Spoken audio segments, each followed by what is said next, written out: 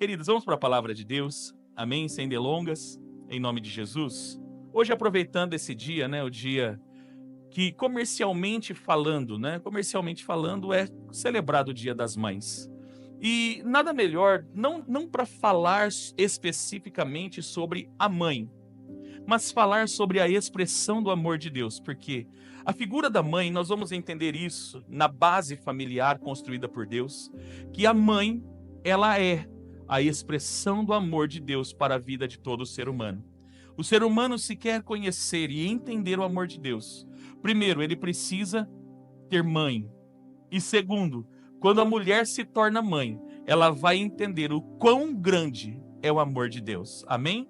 Então o tema da nossa mensagem é exatamente esse. Mãe, a expressão do amor de Deus. Hoje eu quero falar do amor de Deus, querido. Amém? E diga-se de passagem, Ele te ama muito. Ah, não, você não entendeu. Eu vou falar de novo. Diga-se de passagem, Ele te ama muito. Encontre 2 ou 3 pessoas que estão perto de você. Fique de pé em nome de Jesus. Encontre 2 ou 3 pessoas que estão perto de você. Abrace essa pessoa e fala para ela assim: ninguém te ama mais do que Ele te ama. Amém? 2 ou 3 pessoas, saia do seu raio familiar, amém, queridos? Saia da sua convivência familiar e diga isso para 2, 3, 4 pessoas. Fala para ela: ninguém ama você mais do que Deus. Fala para ela: ninguém ama você mais do que Deus. Amém? Glória a Deus.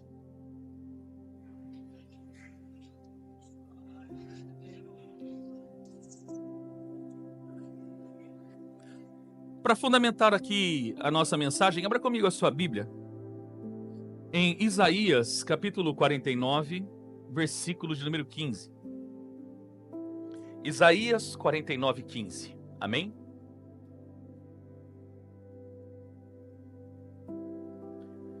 Isaías 49, 15 nos diz assim: haverá mãe que possa esquecer seu bebê que ainda mama e não ter compaixão do filho que gerou? Embora ela possa esquecê-lo, eu não me esquecerei de você. Vamos ler mais uma vez? Preste bem atenção no texto que nós estamos lendo. Haverá mãe que possa esquecer seu bebê que ainda mama e não ter compaixão do filho que gerou? Embora ela possa esquecê-lo, eu não me esquecerei de você. Amém? Feche seus olhos, Pai querido.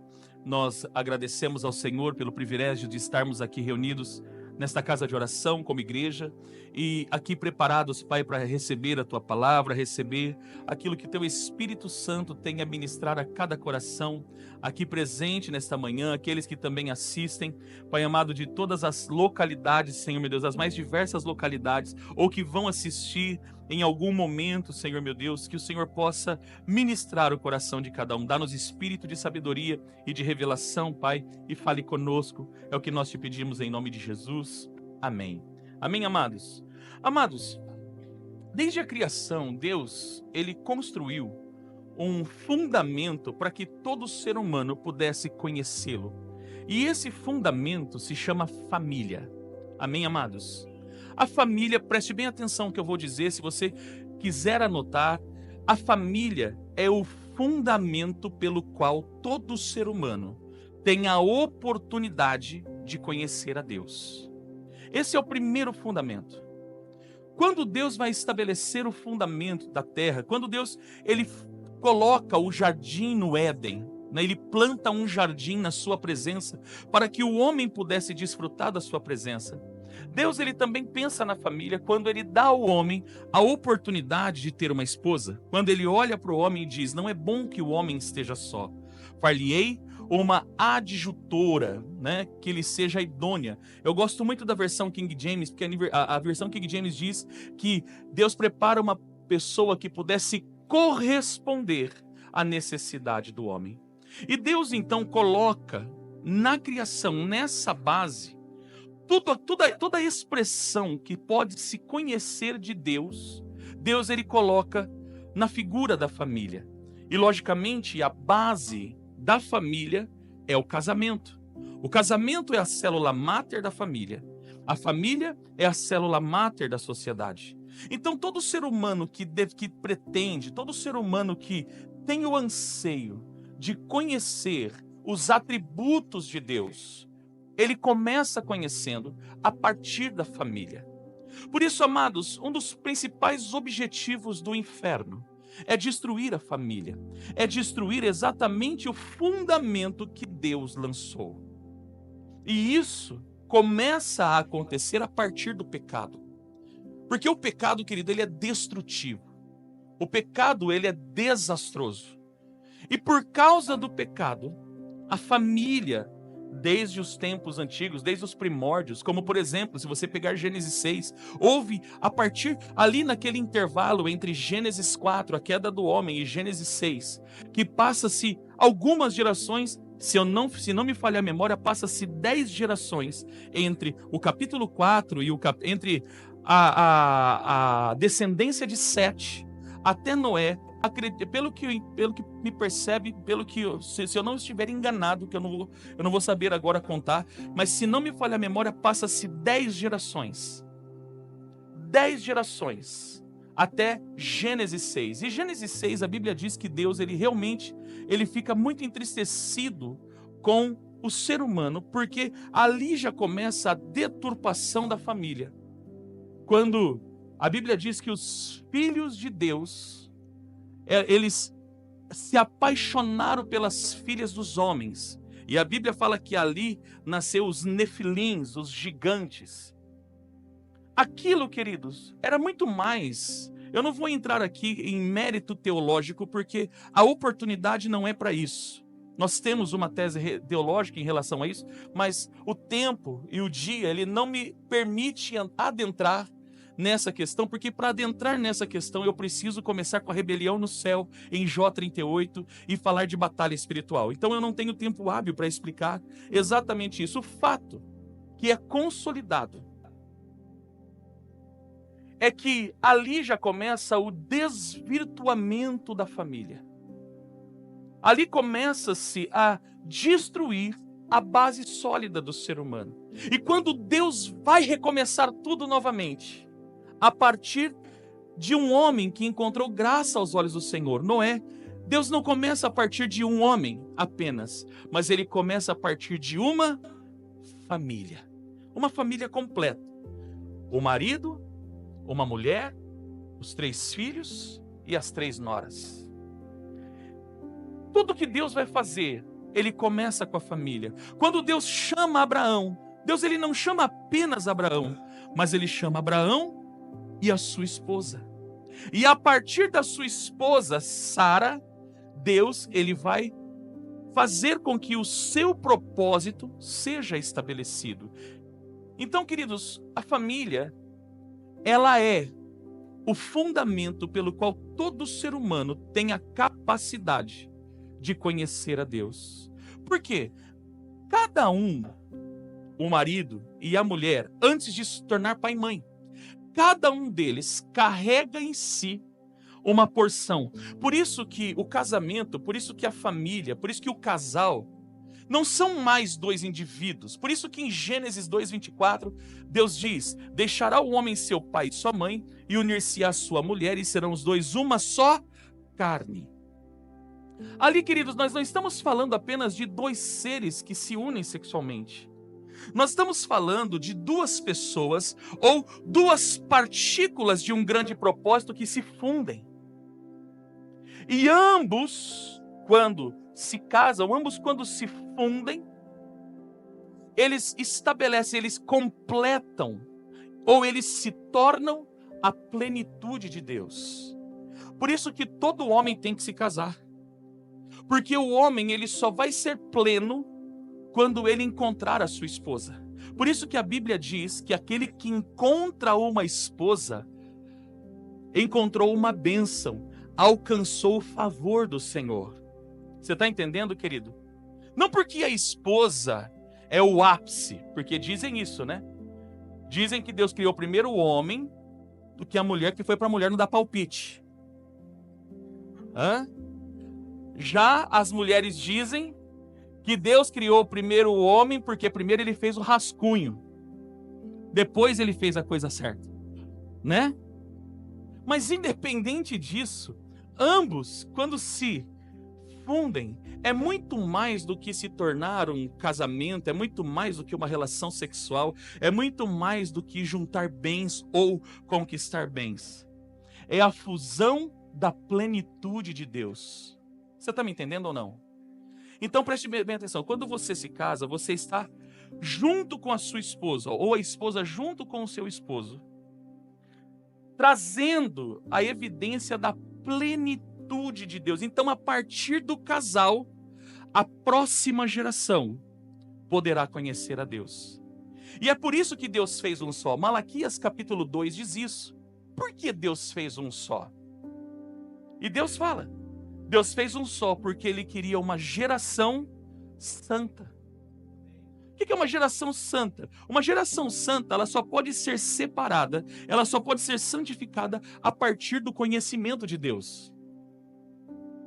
Por isso que o diabo, principalmente neste tempo, século 21, ele tem tentado destruir tanto a imagem da mulher, colocando a ideia de que a mulher é um objeto sexual apenas. E também a figura do homem, agora a tentativa é feminilizar o homem. Você pode perceber que os homens de hoje estão cada vez mais femininos, isso é uma realidade.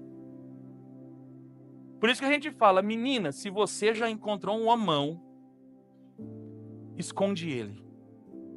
Porque virou, é coisa de japonês, é caso raro. Porque nós vemos hoje os homens cada vez mais feminilizados. E essa é a ideia. A ideia não é apenas, querido, preste bem atenção, a ideia não é apenas a aprovação e a aceitação de uma ideologia ou de um comportamento sexual. Não é isso. A ideia é destruir a imagem que Deus criou, porque o ser humano, o homem, é o único elemento de toda a criação que carrega a imagem e a semelhança de Deus. O ser humano é o único entre toda a criação que Deus, ele não declarou a palavra para o homem existir. Ele fez com as suas próprias mãos e colocou do seu próprio espírito, o seu fôlego de vida foi soprado na vida do homem. Então, queridos, a família, ela é o fundamento, o único fundamento pelo qual todo ser humano é capaz de conhecer a Deus, porque cada um, o homem como marido, e a partir de ser marido, ele vai se tornar pai, ele carrega parte da plenitude de Deus. E a mulher, enquanto esposa, e a partir de ser esposa, ser mãe, ela carrega parte da plenitude de Deus. E esses dois, quando se fundem, eles não completam apenas um ao outro, eles completam o propósito de Deus para a próxima geração. Vocês estão entendendo ou não? Porque a partir dessa fusão vai vir não apenas um filho, não apenas um nenezinho, não é apenas um... Amados, tem dia que eu olho para o Miguel, eu falo, Jesus do céu, quando foi que esse menino cresceu que eu não vi? E depois que cresce, porque enquanto é pequenininho, ele é nosso. Ele é nosso, né? Você abraça, você beija, você coloca a roupa que você quer, entendeu? É engraçadinho. É ou não é? A pastora Miriam já está chorando aqui. Mas vai chegar uma hora que você vai descobrir, pastora Melissa e pastor Jean, que o tempo vai passar. E se nós não entendermos que eles fazem parte de uma geração e que eles precisam ser preparados, não apenas preparados. Eu vou dizer para você onde está a preparação de uma próxima geração. Os nossos filhos precisam conhecer Deus. Os nossos filhos precisam conhecer Deus. E eles só podem viver e fazer isso, eles só vão ter a oportunidade de fazer isso, não a partir da figura do pastor da igreja, mas sim a partir dos pais. Nós, pais, temos a responsabilidade de apresentar Deus para os nossos filhos. Quando Deus escolhe o povo de Israel, Ele dá exatamente essa ordenança. Coloca para mim Deuteronômio, capítulo 6, versículo 6. A ordem do discipulado. Esse texto fala, tem muitas pessoas que pensam que discipulado começa no Novo Testamento, quando Jesus escolhe discípulos. Mas não. O discipulado começa lá no Antigo Testamento, quando Deus estabelece a Torá. E ele começa a Torá dizendo: amarás o Senhor teu Deus acima de todas as coisas, com todo o vosso coração e com todo o vosso entendimento. Agora, olha o que Deus diz: que todas essas palavras que hoje lhe ordeno estejam em seu coração. Agora, aqui, a ordem do discipulado. Ensine-as com persistência aos seus filhos. Converse sobre elas quando estiver sentado em casa, quando estiver andando pelo caminho, quando se deitar e quando se levantar. Segura esse texto, não tire ele da tela. Aqui, amados, é muito mais do que uma expressão para Israel, porque muitos olham para isso, pastor Fernando, e falam assim: não, isso aí é coisa para o povo de Israel. Não, isso aqui é uma ordem do discipulado.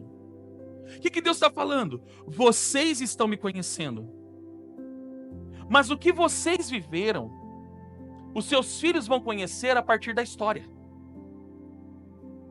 Os seus filhos vão conhecer a partir da história que vocês vão comprar, que vocês vão, aliás, contar para eles. O Deus que abriu o Mar Vermelho, os filhos, eles ouviram. Olha, por que nós temos até hoje a Torá? Por que nós falamos que Deus abriu o Mar Vermelho?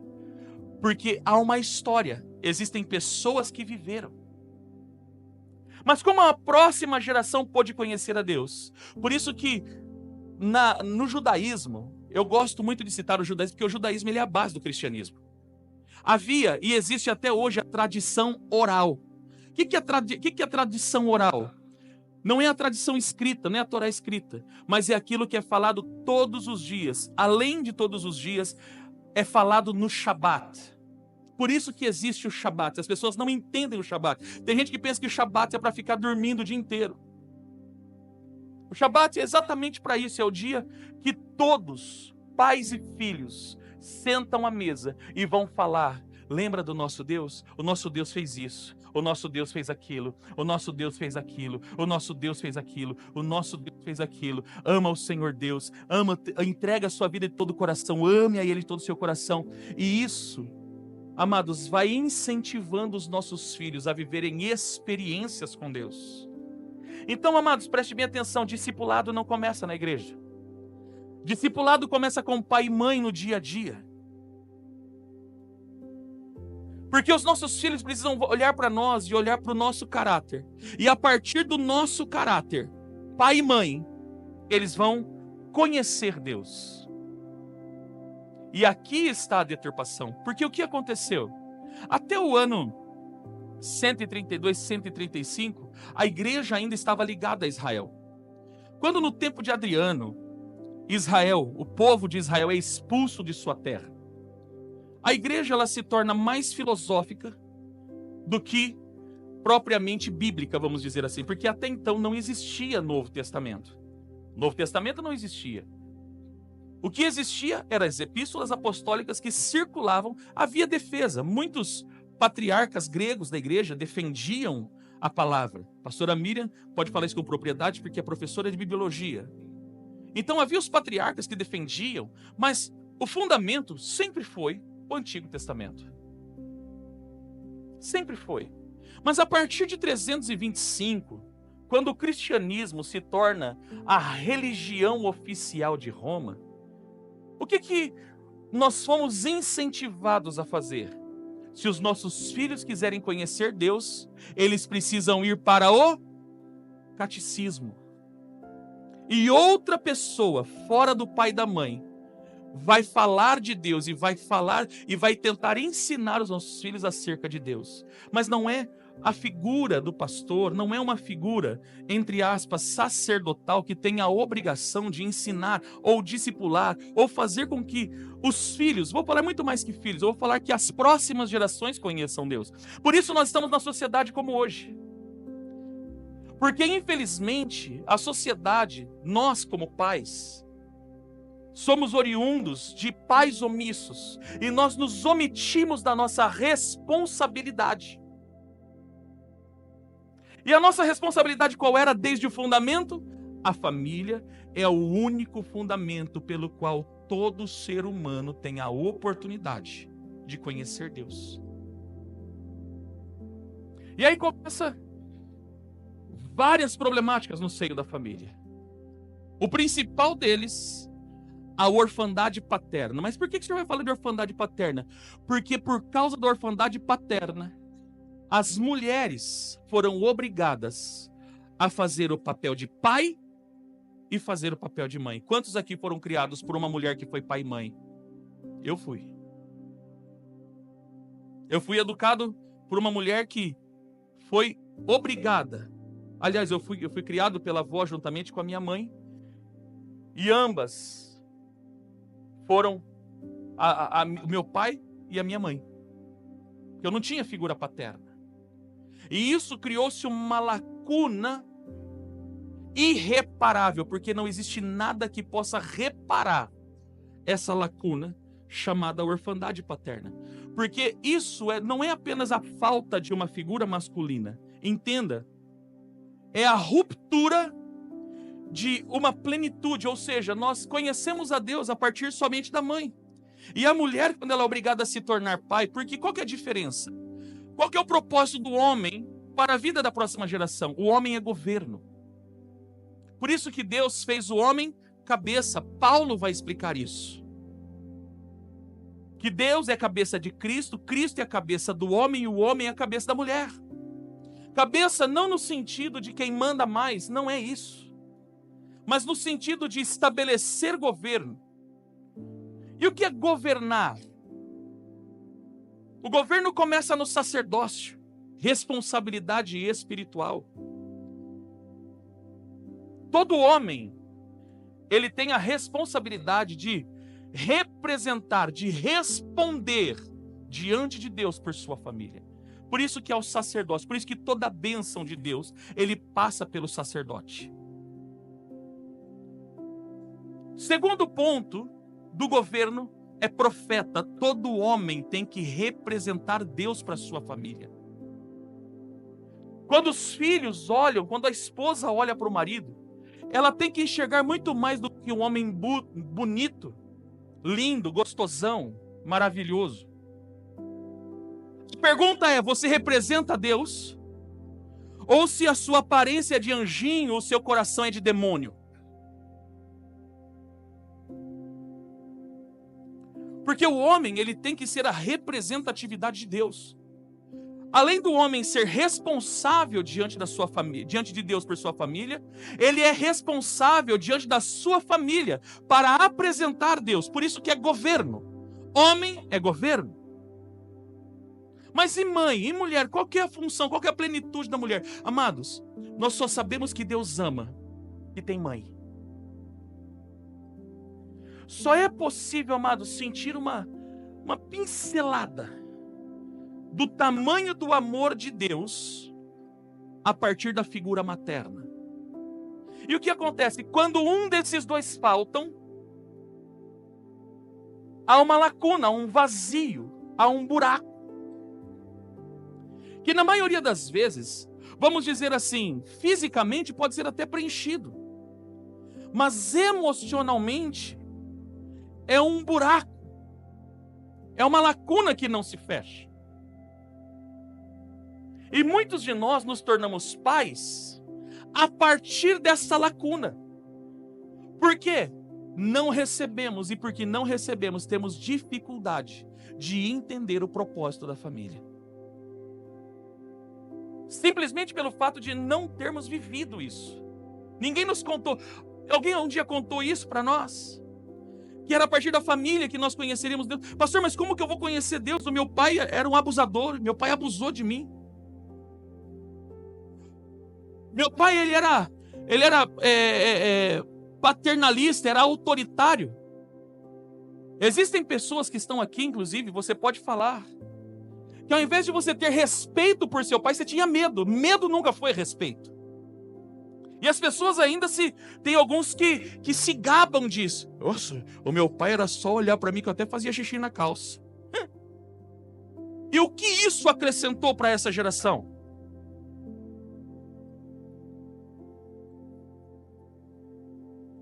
Então, queridos, a família, a nossa família,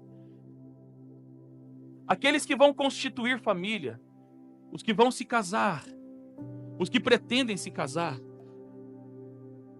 eu quero que vocês entendam que ninguém... pastor, porque às vezes nós temos alguns aconselhamentos com casais, pastor Fernando e a pastora Miriam pode falar isso com propriedade. A gente pergunta assim, por que você casou? Um olha para a cara do outro. Por que você se casou? Eu casei para ser feliz e ficou feliz? Não. Por quê? Porque o príncipe encantado virou Shrek, um ogro.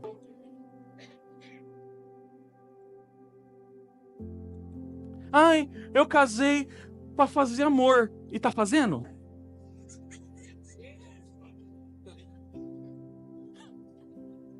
Fala para mim se você tá fazendo.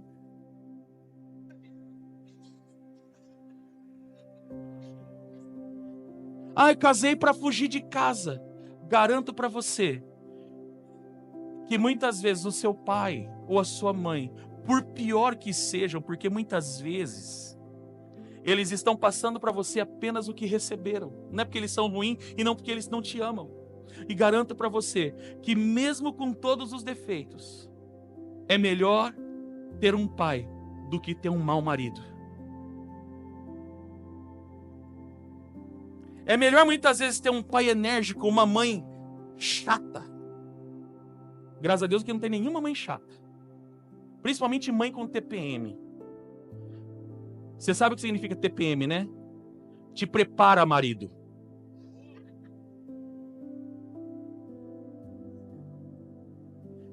É 1000 vezes melhor você estar guardado na casa dos seus pais do que viver com um mau homem. Porque eu vou falar para você, na hora do namoro tudo é lindo. É verdade, sabe? Até o Gustavo era bonito quando namorava a Alessandra. Né, Gu? Você acredita que o Gustavo era bonito? Ele ainda é bonito. Mas a beleza, querido, escute. A beleza acaba quando você começa a conviver com a pessoa e você conhece o caráter dela. É onde muitos casamentos sucumbem. Por que vocês que são casados, por que você se casou? Casei, pastor, porque eu amava ele. Eu amava ela. Mas por que amava no pretérito? Não ama mais? O que aconteceu? Amado, você precisa entender. Nenhum ser humano casa para ser feliz, porque casamento não é garantia de felicidade. A sua satisfação precisa estar em Deus antes de estar no seu marido. A sua satisfação precisa estar em Deus antes de estar na sua esposa. A sua satisfação precisa estar em Deus antes de estar nos seus filhos. Por quê, pastor? Porque quando é o inverso, você começa a idolatrar a esposa, você começa a idolatrar o marido, e o pior, a pior idolatria que existe, eu conversava esses dias com o evangelista Diego sobre isso, a idolatria de filhos. Principalmente por parte de mãe. Mamães, você que idolatra o seu filho. Imagina, pastor, que eu idolatro meu filho. Eu vou te provar. Se o teu marido hoje precisar ser enérgico com o teu filho, para ensinar ele a ser homem, ou ele precisar ter uma boa conversa com a sua mulher, qual vai ser a sua reação? Eu posso garantir. Não toca no meu nenê. Não é assim que fala com ele. Não é assim que fala com ela. Vou te dar um outro exemplo. Depois que o seu filho nasceu, a prioridade se tornou seu filho e não seu marido. E não sei se você sabe, a prioridade no casamento não é do seu filho, é do seu marido. Eu vou repetir. Mas, pastor, isso é uma heresia. Não é uma heresia, querido. Filho você cria para o mundo. O seu marido, você vai ter que viver com ele até que a morte o separe. Diga-se de passagem, nenhum dos dois tem pressa para morrer. E aí sabe o que vai acontecer? O alecrim dourado vai casar. Aí sabe o que vai acontecer? Você vai ficar você e o seu marido. Aí como é que você vai ficar? Vai ficar um olhando para a cara do outro. E agora? O que nós vamos fazer da vida sem o neném?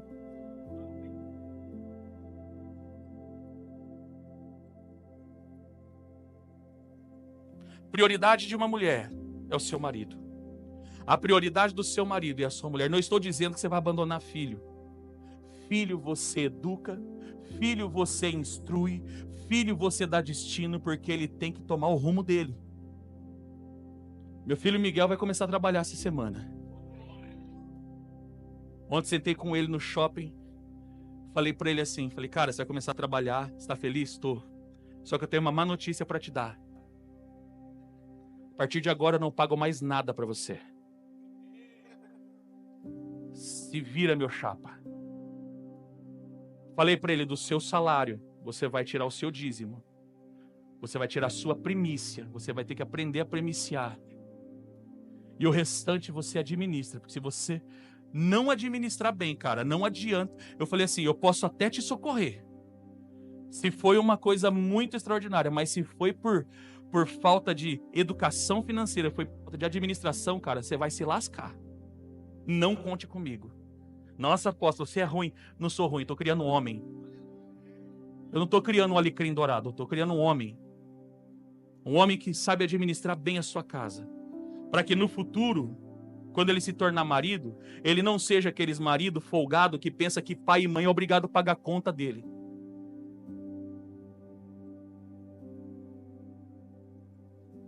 Então, queridos, a família, eu vou voltar a falar, é o único fundamento através do qual o homem tem a oportunidade de conhecer Deus. O homem, porque exerce governo.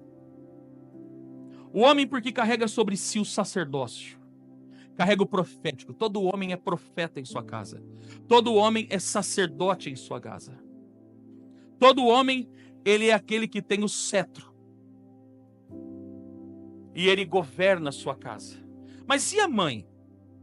A mãe é a exata expressão do amor de Deus. Como que nós conhecemos o amor de Deus? Porque existe mãe. Por isso que muitos que, infelizmente, a mãe precisou se tornar pai e mãe, muitas vezes, ao invés dela se expressar em plenitude para você, ela teve que ser mais enérgica. E a mulher, quando ela tem que cumprir o papel do homem, ela não, a autoridade para a mulher é grito. Menina! Gente, eu não sei vocês, mas eu escutava minha mãe chamando, eu jogando bola na rua. Ela gritava o meu nome da cozinha de casa e eu escutava. Rodrigo! Ainda dava aquele eco assim. Rodrigo!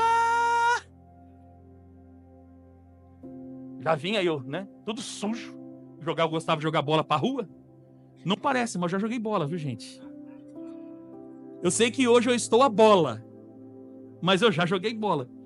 Nessa brincadeira de jogar bola na rua, arranquei as duas unhas dos dois pés, dos dois dedinhos minguinhos do pé. Até hoje o dedinho é falhado, até a unha do dedinho é falhada. Então toda vez que a mãe ela vai ter que exercer o papel de governo, ou pela omissão do homem que está em casa, porque tem homem que eu vou falar para você, era melhor perder do que achar.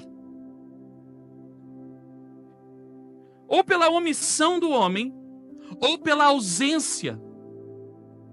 Porque, infelizmente, aconteceu uma gravidez indesejada na adolescência, e pode acontecer, ninguém aqui vai culpar ninguém, e não é nenhum erro. Mulheres assim são verdadeiras heroínas. Essas mulheres, eu vou falar para você, essas mulheres são as mulheres melhores do mundo, porque são fortes, porque fazer papel de pai e mãe não é para qualquer um. Essa mulher tem que ser muito macho para cumprir um papel desse. Então aqui, queridos, eu quero que você entenda que na omissão, quando a mulher ela precisa cumprir o papel de governo, de estabelecer disciplina, de estabelecer ordem, que é a função do homem, quando a mulher tem que fazer isso, ela acaba, infelizmente, deixando de cumprir o seu papel. Então, muitos de nós amamos a mãe, porque não tem uma pessoa que não ama a mãe. Mas às vezes você vai lembrar da sua mãe com o reio na mão. Sabe o que ela estava tentando fazer? Ela estava cumprindo o papel de pai. Mas não que o pai tinha que bater com o reio. Mas foi a maneira que a mãe encontrou de estabelecer disciplina para você. Por isso que mãe, quando tem que cumprir papel de pai, é só pancadaria. Eu apanhei pouco, graças a Deus, mas tem alguns aqui que apanhou da mãe uma vez só. Eu conheço a história de alguns. Por quê, pastor? Porque as outras foi tentativa de homicídio. Não era nem... Apanhou... João. Apanhou uma vez. Depois era só tentativa de homicídio. Quase morte. Hã? E você já viu mãe como quando... Você sabia que mãe, quando ela tem que corrigir o filho, ela bate por sílaba? Você já viu isso? Principalmente se ela tiver com o chinelo e com a cinta na mão. Eu já falei que você não é pra fazer isso aqui. Hã? Mas por que muitas vezes ela tem que fazer isso? Porque ela foi obrigada a assumir um papel de pai. E mulher não nasceu para ser pai. Mulher nasceu para ser mãe. O propósito da mulher que ela carrega em si não é apenas ser adjutora do marido, mas ela carrega em si a parte da plenitude de Deus, que vai revelar Deus para o seu filho, que é a próxima geração. E o que a mulher revela? O amor de Deus. Mas muito mais do que o amor, eu quero citar aqui 6 características. 6 características de uma mãe que toda mãe carrega em si e que revelam ou expressam o amor de Deus. Amém? Então veja só. Primeiro, o que nós vemos nesse versículo que nós acabamos de ler, que é a base da nossa mensagem? Haverá mãe que possa esquecer seu bebê que ainda mama e não ter compaixão dele? O que esse texto está dizendo? Que uma mãe, primeiro, Deus está comparando o seu amor. E não apenas comparando como igual. Ele está colocando acima, porque ele diz o quê? Ainda que isso aconteça, porque, amados, uma mãe, e as meninas que estão aqui que são mães vão saber falar melhor que eu. Principalmente quando amamenta. Uma mãe esquece de amamentar o filho? De jeito nenhum. Uma mãe não consegue ter compaixão do filho? Amado, se um pai vê um filho dar um trupicão, levanta daí, menino. Mas se a mãe, ai, meu neném, ai, machucou, filhinho, ai, foi só um pulinho, viu? Ui.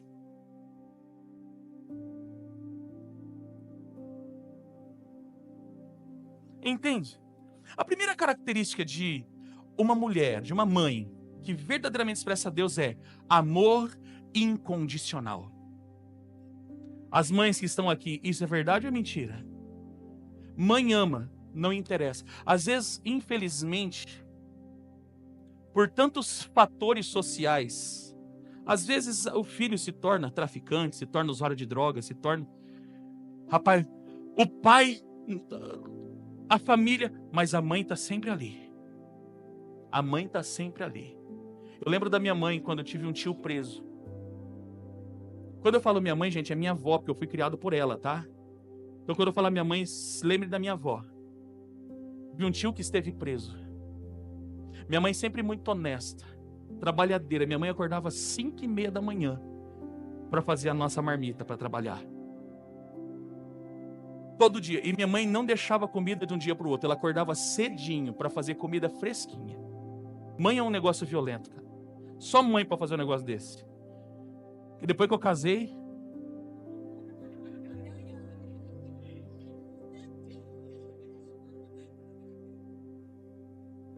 Não que a pastora não fazia comida, mas era gelada. Se quisesse, tinha que esquentar no banho-maria. Vocês dão risada, é?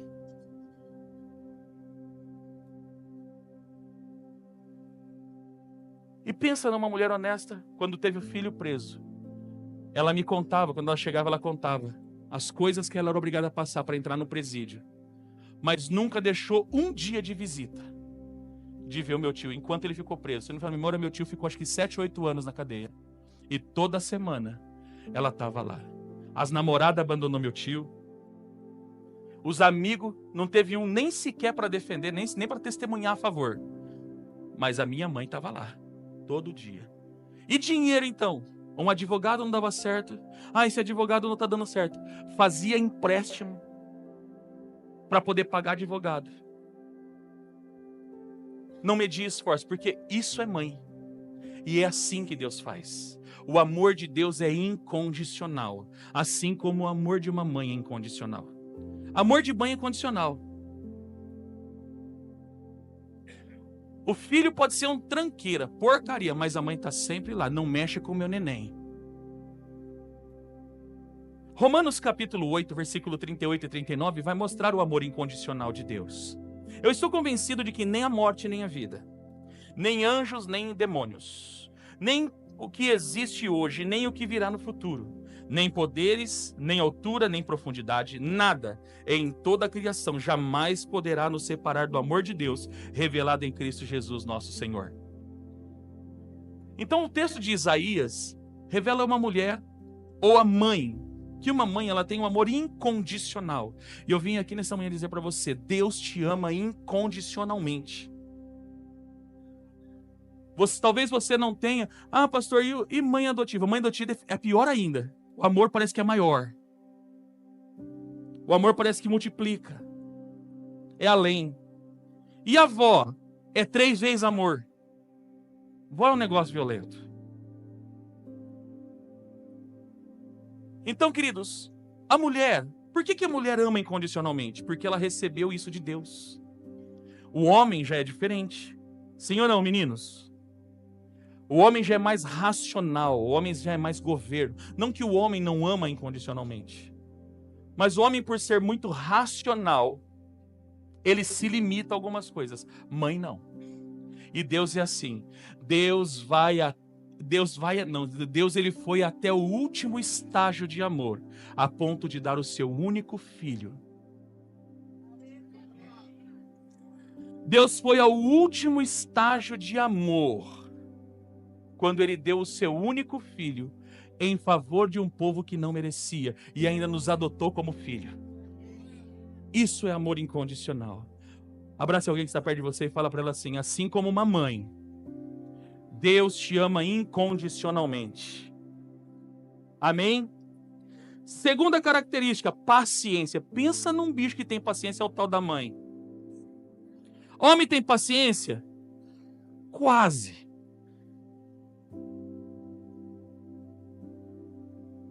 Pensa num ser humano que tem uma paciência. Ela pode não ter paciência com o marido, mas com o filho, hein, Jorge? Com o filho, esse negócio de paciência é coisa de mãe.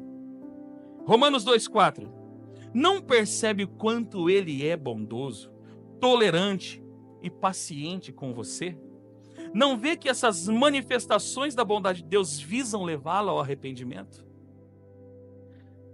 Pensa numa pessoa que tem paciência. Deus, porque o povo chato nós somos. Vou falar nem nós somos, vou falar nós somos. Porque é pior do que ser. O povo chato.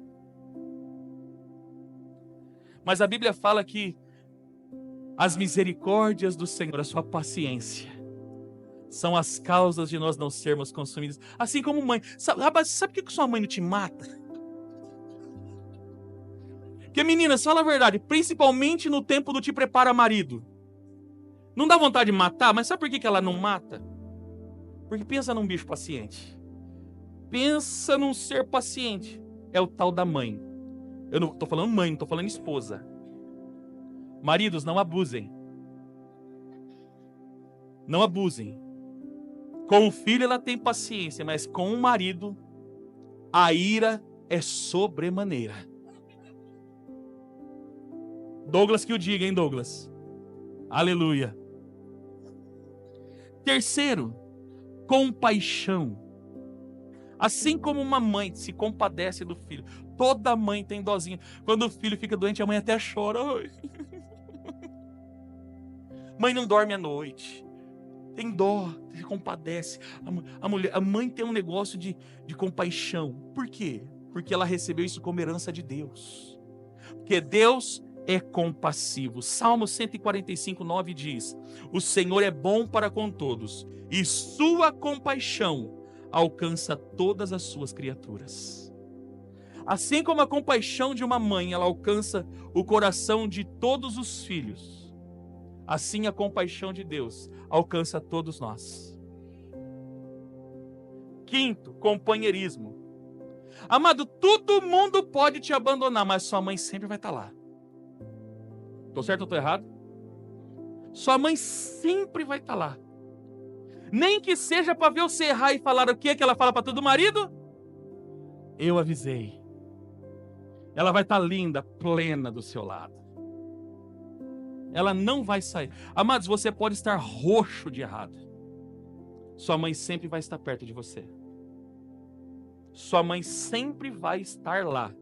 Ela pode muitas vezes não apoiar se você estiver fazendo uma coisa errada, mas ela vai estar lá. O pai muitas vezes não vai estar, mas a mãe vai estar lá. A abençoada vai estar lá. Salmo 46, 7 diz: o Senhor dos exércitos está conosco. Aí você pode falar: por que eu sei que Deus está comigo? Olha para sua mãe. Ela está sempre lá perto de você. Ela se vira por você. Mãe é assim. Toda mãe é assim. E por último, já concluindo a mensagem, inspiração. Deus, ele é um Deus que inspira por meio do Espírito Santo. Sabe por que você tem fé? Porque Deus planta fé em você. Agora, você sabia que muitas pessoas receberam uma carga de fé a partir da mãe? Olha o que Paulo diz para Timóteo na sua segunda carta, capítulo 1, versículo 5. Recordo-me da sua fé não fingida, que primeiro habitou em sua avó Lóide e em sua mãe Eunice, e estou convencido de que também habita em você uma fé geracional. Você entende, querido? Você entende? Então toda mãe, ela tem o poder de inspirar os seus filhos em fé, como ela também pode inspirar negativamente. Aí entra a figura da mulher sábia, que edifica a sua casa. É mulher sábia, não mulher sabiá, viu, irmã? Você sabe qual que é a diferença, né? Tem a mulher sábia, que tem sabedoria, e a mulher sabiá. O que é a mulher sabiá?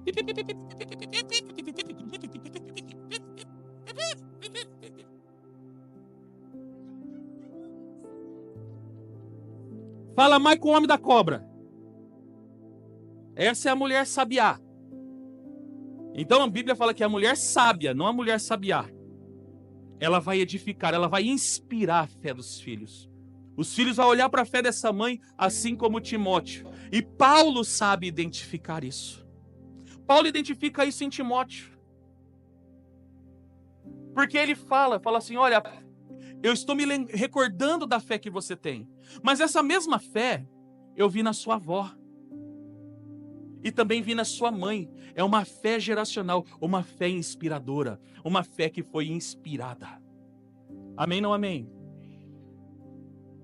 Eu estou aqui, querido, sabe por que eu estou nessa plataforma hoje? Porque com 11 anos, foi feita uma campanha em casa, com discipulado, porque minha mãe teve um câncer no colo do útero. Por causa da fé dela, eu estou aqui. Você acredita, mãe, que você tem o poder de... E, amados, é interessante, esse poder de influência da mulher é violento, é verdade ou não é? Amados, o homem, ele pode acordar de mau humor, ele pode acordar bravo, pode acordar feliz, nada acontece. Os filhos em casa podem acordar de mau humor, pode acordar não sei o quê, nada acontece. Agora, quando a mulher...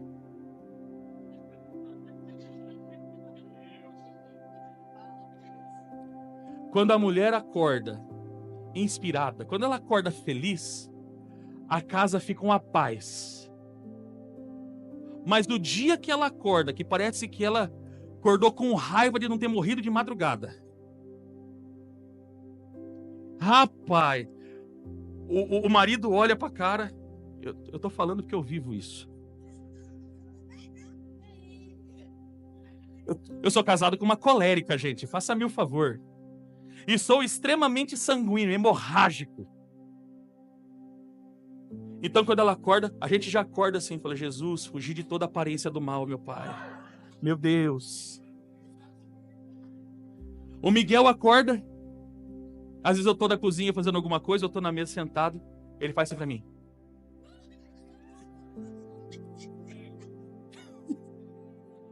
O que aconteceu com a mãe, pai? Sei lá. Não é só na minha casa. Tô certo ou tô errado, pastor Fernando? A mulher é tão inspiradora que ela consegue determinar como vai ser o dia na casa. Se ela acordar feliz da vida, amado do céu, aquele dia é maravilhoso. Aquele dia, oh meu pai, mas o dia que ela acorda... Porque tem mulher que é assim, tem dia que ela acorda que parece que ela incorporou o Satanás. Não é nem o Satanás que incorporou ela, é um negócio violento. Hã? Aí ela contamina todo mundo, porque aí o marido já vira no giraia. Ela vê um copo fora do lugar. Eu tô cansada de lavar louça.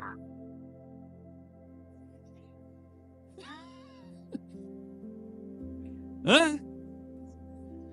A mulher é tão inspiradora. Gente, minha esposa não é tão assim, viu?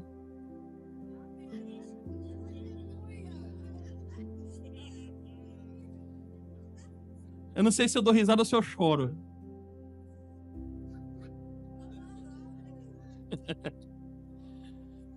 Enfim, mãe é mãe.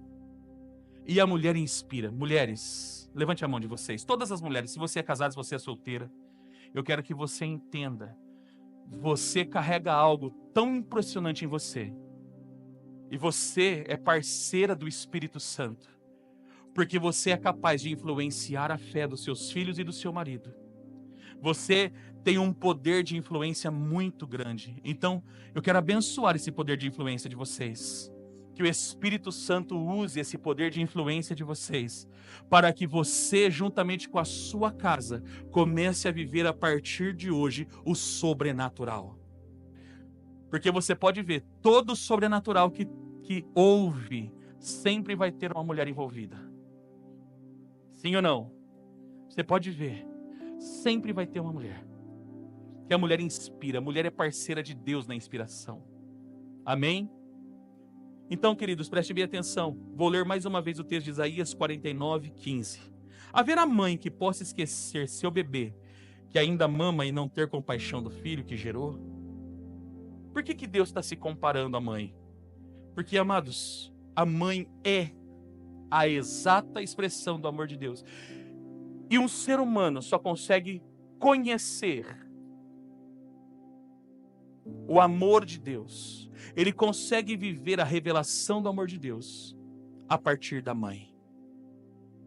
E ele consegue entender a justiça de Deus a partir do pai. Por isso que ambos completam o propósito. Pai e mãe é a plenitude de um propósito maravilhoso de Deus. Entende?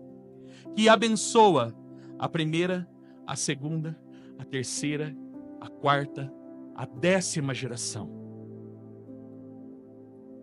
Por isso, amados, todos nós, se temos mãe, entenda a história dela. Ah, pastor, mas a minha mãe, entenda a história. Porque existe uma história.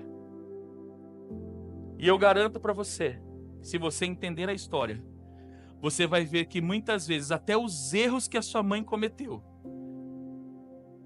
até muitas vezes os erros que ela cometeu, foi porque ela te ama. Foi por amor a você. Porque mãe vai até as últimas consequências, por amor aos seus filhos. Amém? Eu gostaria de orar pelas mães. E depois o Shalom Kids vai ter uma apresentação. Depois tem fotos. Mas antes de falar de mãe, eu quero que você não esqueça de algo. Nunca se esqueça do amor de Deus. Obrigado pelo seu amém empolgante. Nunca se esqueça do amor de Deus. Abrace alguém que está perto de você. Olha dentro dos olhos dela. E diga para ela assim: nunca se esqueça. Por mais que qualquer ser humano, inclusive a mãe, tenha se esquecido de você, o amor de Deus por você é incondicional. E diga para ela: ninguém, nem sua mãe, te ama mais do que Deus. Entendeu, querido? Ninguém te ama mais do que Deus. E Deus já provou isso. E essa é a prova do amor de Deus, em que Cristo morreu por nós, sendo nós ainda pecadores. Amém ou não amém? Se coloque de pé em nome de Jesus.